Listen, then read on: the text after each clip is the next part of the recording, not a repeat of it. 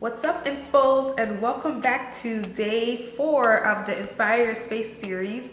So the last video we basically did a spoken word that was pretty deep. If y'all didn't hear that spoken word the other day, then definitely go back and watch that. I'll link it in this video somewhere.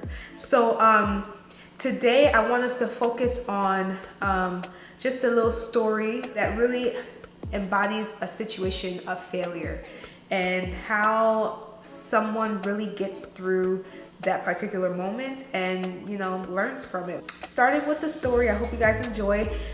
Make sure you subscribe right now so you don't miss any of the little gems that we do on this channel.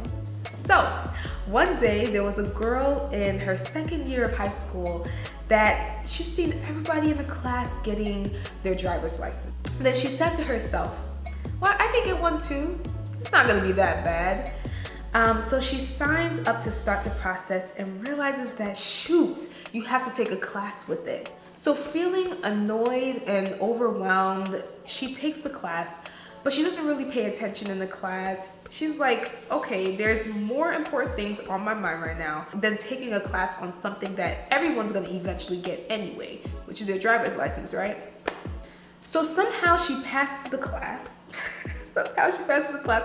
And she gets to, practice within the car, and, many mistakes happen, many mistakes on the road happens. But they're not bad enough for her to not, try and get her license. So the big day comes where she has to take the driver's license test, and she didn't have to take the written test because that was the class. Like in the class, you take the written test. So as we already said, we don't know how she passed the class. So the big day comes, which is the test. And as the driver inspector is entering the car, mistakes immediately start happening.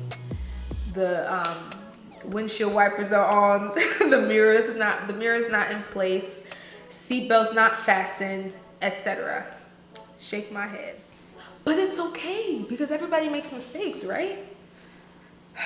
So as she's driving on the road, she's doing great. She's doing great until that one instance.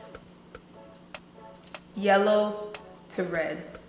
I'm pretty sure we all know what that means. So was she supposed to floor it?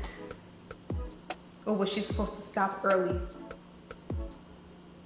Well, as she was trying to decide that, she finds herself in the worst possible scenario, which is smack dab in the middle of the road while the light is the worst color, red. Then she hears somebody next to her say, shouldn't have done that. And right when that happened, she realized that her time of getting her dream license was not gonna happen. So for the next couple of weeks, she ends up, working as hard as she can. She goes back to her notes and she studies, the driving class that she had to take. She reviews the exams. She asks her siblings some on the road, what to do on the road questions, and she practices practically almost day and night, wherever she's driving or wherever her parents had to go, she practices driving with them, basically to make sure she's prepared for that next time. And that next time comes. And so as she is, entering the car, she's like, okay, God, we got this. We got this, God. The driver inspector comes in. This time it's a different person. It's as though God sent an angel directly for this particular instance. The person was calm, cool, collective, and they didn't make her nervous at all. So she already knew she was gonna, do as well as she can because she already was she practiced, she reviewed the notes. She knew everything about driving, everything. Even the car that she was driving in, she knew the type, the model, the license plate number, everything. So she was driving on the road. She was passing everything that she was supposed to, all the requirements to be a good driver on the road.